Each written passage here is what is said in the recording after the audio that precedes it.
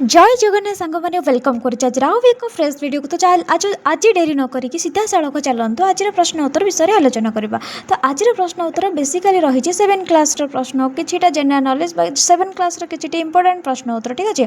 तो प्रथम प्रश्न हूँ कहले कि सांग मैंने उद्भिद निज खाद्य क्यों प्रक्रिया करें।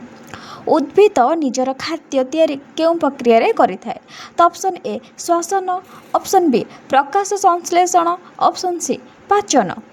तार राइट आंसर टी हूँ कौन ना ऑप्शन बी प्रकाश संश्लेषण। तो प्रकाश संश्लेषण माध्यम उद्भिद निजर कौन करता खाद्य प्रस्तुत करें। बुझीला चलतु परवर्ती प्रश्न आलोचना करबा डेरी न करी। 2 नंबर प्रश्न हूँ मनुष्य शरीर में केते प्रकार दांत थाए।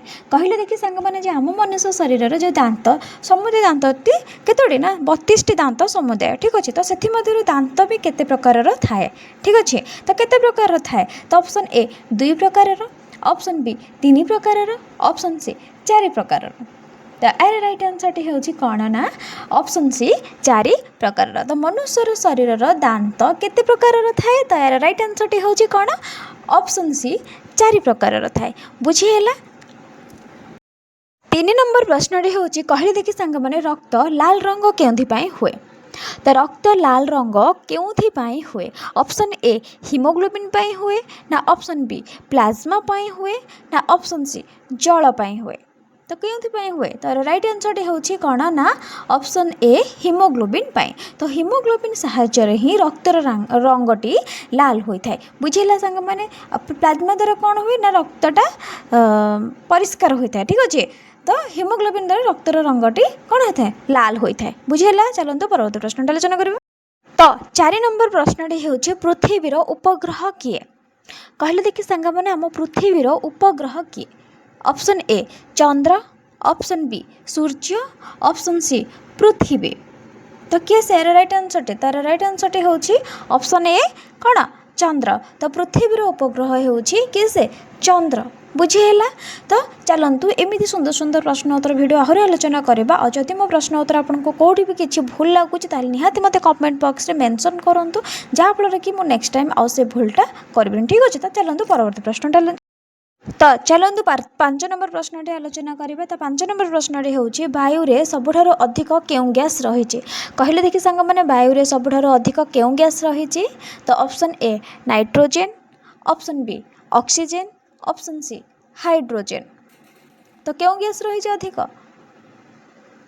तो राइट आंसर टी हूँ कौन ना ऑप्शन ए नाइट्रोजेन। तो वायु रे सबुठारु अधिक क्यों गैस थाए नाइट्रोजेन शक्तिटा नाइट्रोजेन परिमाणटी वायु रे अधिक थाए। बुझेगा। तो चलतु परवर्ती प्रश्न आलोचना करवा। 6 नंबर प्रश्न हूँ सूर्यर आलोकरू क्यों विटामिन मिले। कहले देखी सांग मैंने सूर्यर आलोकरू क्यों विटामिन मिले थाए। तो option A vitamin D, option B vitamin C, option C vitamin ए।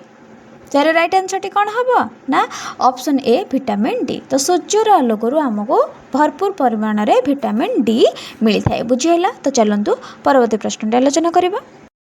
तो 7 नंबर प्रश्न हूँ उद्भिद केउं अंश जल शोषण करें। कहले देखिए सांग मैंने उद्भिद केउं अंश माध्यम जल शोषण करें। जेहेतु उद्भिदर खाद्य दरकार निहत पानी भी दरकार। तो सी केउं माध्यम जल शोषण करें। तो ऑप्शन ए मूल माध्यम ना, ऑप्शन बी चेर माध्यम ना, ऑप्शन सी पत्र माध्यम। तो विभिन्न प्रकार चेरर काम अलग थाए, मूलर काम अलग थाए, पत्रर काम अलग थाए। बुझीला। तो यार सठिक उत्तरटी हूँ कौन ना ऑप्शन ए मूल।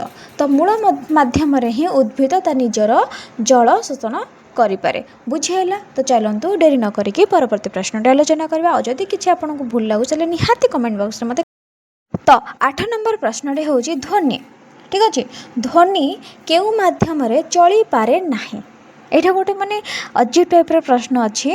तो निहाती 7 क्लास विज्ञान रे यही प्रश्नटी अच्छी जे आमर माने आर स्वतंत्र विषय वस्तु माने अच्छी भी ध्वनि विषय भी अच्छी। तो ठीक अच्छे। तो ध्वनि केउं माध्यम चली पारे नाही। ऑप्शन ए वायु, ऑप्शन बी जल, तो ऑप्शन सी शून्य स्थान। तो राइट आंसर टी कौन हम ना ऑप्शन सी शून्य स्थान ठीक अच्छे। तो शून्य स्थान माध्यम ही ध्वनि चली पारे नाही। बुझीला सांग मैंने। तो चलतु परवर्ती प्रश्न आलोचना करवा। नौ नंबर प्रश्नटी हूँ श्वासक्रिया क्यों गैस आवश्यकता कहले देखिए सांग मैंने श्वासक्रिया आमको क्यों गैस आवश्यकता होता है तो option A oxygen, option B nitrogen, option C helium. तो यार राइट आंसर हूँ कौन ना ऑप्शन ए ऑक्सीजन। तो श्वासक्रिया करने आमको ऑक्सीजन आवश्यकता भरपूर परिमाण दरकार। ठीक अच्छे।